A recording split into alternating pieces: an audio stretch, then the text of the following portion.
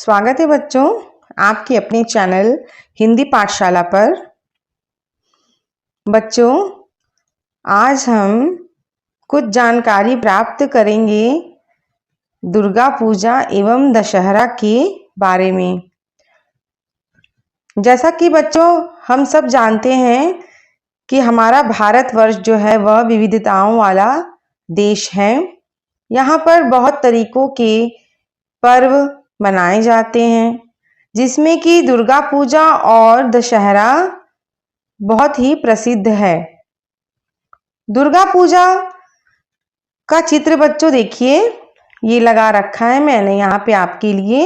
और ये भी दशहरा किस लिए मनाया जाता है उसके संदर्भ में यह पिक्चर यहाँ लगा हुआ है।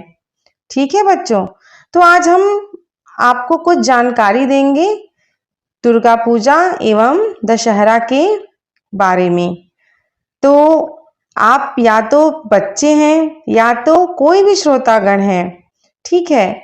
अगर यह जानकारी आपको अच्छी लगी हो तो मेरे चैनल को सब्सक्राइब करें और कमेंट में जरूर लिखकर बताएं कि मेरी यह जानकारी आपको कैसी लगी।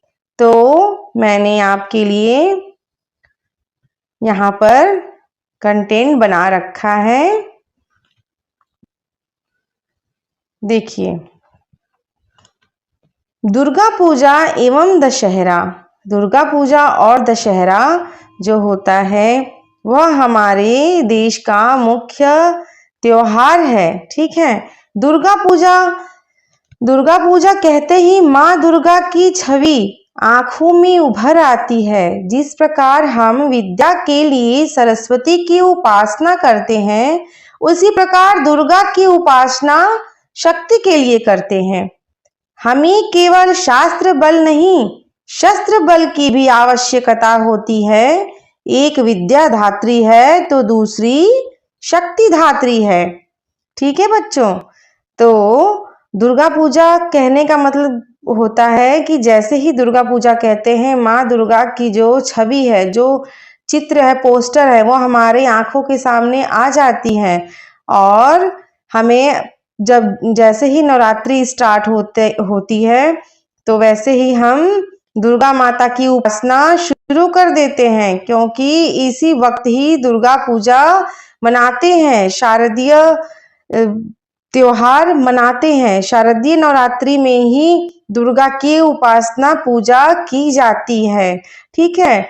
हमारा जो भारतवर्ष देश है बच्चों, वह धर्म के नजरिए से बहुत ही ठोस एवं मजबूत है। यहाँ पे आस्थाओं का चलन बहुत है, ठीक है बच्चों। यहाँ पे बहुत ही लोग पूजा पाठ में मान्यता रखते हैं। तो उसी दुर्गा पूजा की उपासना, दुर्गा पूजा में दुर्गा माँ की उपासना करते हैं, ठीक है। तो और विद्या के लिए सरस्वती माँ की उपासना करते हैं। तो उसी प्रकार जिस प्रकार हम सरस्वती माँ की उपासना करते हैं, उसी प्रकार दुर्गा माँ की भी उपासना करते हैं, क्योंकि सरस्वती अगर विद्या दायिनी है तो दुर्गा माँ शक्ति दायिनी है, ठीक है बच्चों। नेक्स्ट पॉइंट है, दुर्गा पूजा पश्चिम बंगाल में बहुत ही धूमधाम से मनाया जाता है। यह बंगालियों का मुख्य त्योहार है। दुर्गा पूजा शारदीय नवरात्रि से शुरू होता है। यूं तो पूरे भारतवर्ष में नवरात्रि को बहुत ही धूमधाम से मनाया जाता है, क्योंकि इससे एक मुख्य पर्व दशहरा भी जुड़ा है, ठीक है बच्चों। इसी शारदीय नवरात्रि से हमारा दशहरा त्योहार भी जुड़ा हुआ है। शारदीय नवरात्रि में माँ दुर्गा की उपासना करते हैं। इस समय पूरा बंगाल खुशनुमा हो जाता है। सभी अष्टमी पर माँ दुर्गा को पुष्पांजलि देते हुए प्रार्थना करते हैं कि माँ उन्हें शक्ति दे और सारी बुराइयों से बचाकर रखे। और जिस प्रकार उन्होंने महिषासुर का वध किया था, उसी प्रकार उन्हें भी शक्ति दे कि वह हर बुराइयों को मार कर भगा सके। और अंत में विजयादशमी भी मनाते हैं, जिसको कि वह शुभ विजया कहते हैं, ठीक है बच्चों। तो ये हुआ दुर्गा पूजा का परिचय, कहाँ पे दुर्गा पूजा मनाते हैं और दुर्गा पूजा किस समय मनाते हैं और दुर्गा पूजा से दशहरा कैसे जुड़ा हुआ है। अब दुर्गा पूजा का महत्व निम्नलिखित है। दुर्गा पूजा का क्या महत्व है। यह माँ दुर्गा की आराधना और पूजा का अवसर है। वैसे तो हम पूरे वर्ष ही पूजा पाठ करते हैं, लेकिन यह दुर्गा माँ का जो है वह स्पेशल होता है। यह भक्तों को माँ दुर्गा की कृपा प्राप्त करने और अपने जीवन में बुराई पर अच्छाई की जीत सुनिश्चित करने का अवसर प्रदान करता है। यह हिंदू संस्कृति और परंपराओं का एक महत्वपूर्ण हिस्सा है। तो यह हिंदू संस्कृति है बच्चों, ठीक है, ये हिंदू लोग करते हैं और यह परंपरा चली आ रही है। त्रेता युग से ही यह परंपरा चली आ रही है, ठीक है। अब आते हैं दशहरा पे। दशहरा का पर्व नवरात्रि के 9 दिन के अंत होने पर 10वें दिन मनाया जाता है। दशहरा 10वें दिन, ठीक है बच्चों, दशम तिथि को मनाते हैं, उसको हम लोग दशहरा कहते हैं। मान्यता है कि इसी दिन श्री रामचंद्र जी ने रावण का वध किया था और सीता जी को रावण के चंगुल से छुड़ाया था, और यह सब वह दुर्गा की उपासना के बाद ही कर पाए थे। उन्होंने 9 दिन तक दुर्गा की उपासना किया और अंत में रावण को मारा। दुर्गा जो है वह शक्ति का रूप है, शक्ति दायिनी है, और राम जी जब रावण को नहीं मार पा रहे थे तब उन्होंने इसी नवरात्रि में 9 दिन माता की उपासना की और अंत में 10वें दिन रावण का वध किया, इसलिए दशहरा मनाते हैं। यह पर्व बुराई पर अच्छाई की जीत है, क्योंकि रावण एक विद्वान तो था लेकिन उसके अंदर बहुत सी बुराइयां भरी हुई थी और राम ने उनका वध करके बुराई का अंत किया था। इसी बुराई के खत्म होने की खुशी में दशहरा मनाते हैं।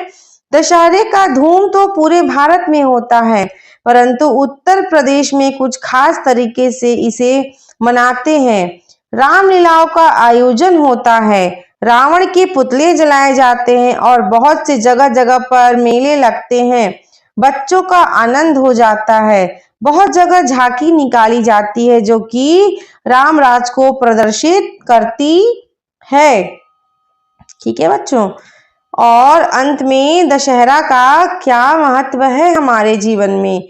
दशहरा का बहुत ही महत्व है, क्योंकि यह पर्व जो है वह बुराई पर अच्छाई की जीत का प्रतीक है, ठीक है। बुराई पर अच्छाई की जीत का प्रतीक है, क्योंकि बुरा रावण था, अच्छे राम जी थे, तो बुरे को मारा गया, अच्छाई की जीत हुई, इसलिए बुराई पर अच्छाई की जीत का प्रतीक है, सिंबल है, ठीक है, चिन्ह है। यह भगवान राम की महिमा और आदर्शों को याद रखने का अवसर प्रदान करता है। हर चीज किसी न किसी से जुड़ी हुई होती है बच्चों, तो दशहरा रावण और राम से जुड़ी हुई है। इस प्रकार रावण की बुराइयां और राम की अच्छाइयां दोनों को याद रखते हैं। यह हिंदू संस्कृति और परंपराओं का एक महत्वपूर्ण हिस्सा है। यह भी हमारे हिंदू संस्कृति से जुड़ा हुआ है। दुर्गा पूजा और दशहरा के दौरान कई अन्य कार्यक्रम भी मनाए जाते हैं। इन कार्यक्रमों में शामिल है, देखिए क्या क्या। रामलीला एक नाटक है जो भगवान राम की कथाओं को दर्शाता है, ठीक है। भजन और कीर्तन भी होते हैं। दुर्गा पूजा और दशहरा के दौरान भक्त माँ दुर्गा के भजन और कीर्तन करते हैं। अखंड हरिनाम संकीर्तन एक धार्मिक कार्यक्रम है जिसमें भक्त भगवान विष्णु के नाम का जाप करते हैं। सांस्कृतिक कार्यक्रम। दुर्गा पूजा और दशहरा के दौरान कई सांस्कृतिक कार्यक्रम भी आयोजित किए जाते हैं। इन कार्यक्रमों में शामिल है संगीत कार्यक्रम, नृत्य कार्यक्रम और नाटक। जैसे कि बच्चों बहुत कहीं कहीं देखते होंगे आप लोग कि बहुत म्यूजिकल फंक्शंस होते हैं, डांडिया होता है, कि लोग माता को प्रसन्न करने के लिए खुश रहते हैं कि हाँ माता आई हैं तो हमारे लिए एक उत्सव का माहौल है। इसलिए माता को खुश करने के लिए लोग विभिन्न विभिन्न प्रकार के आयोजन करते हैं, अपने घरों में भी करते हैं और सामूहिक रूप से भी करते हैं।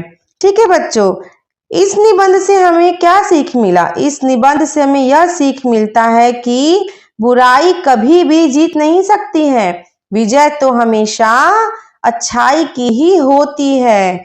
ठीक है बच्चों, इसलिए कभी भी अहंकारी नहीं होना चाहिए।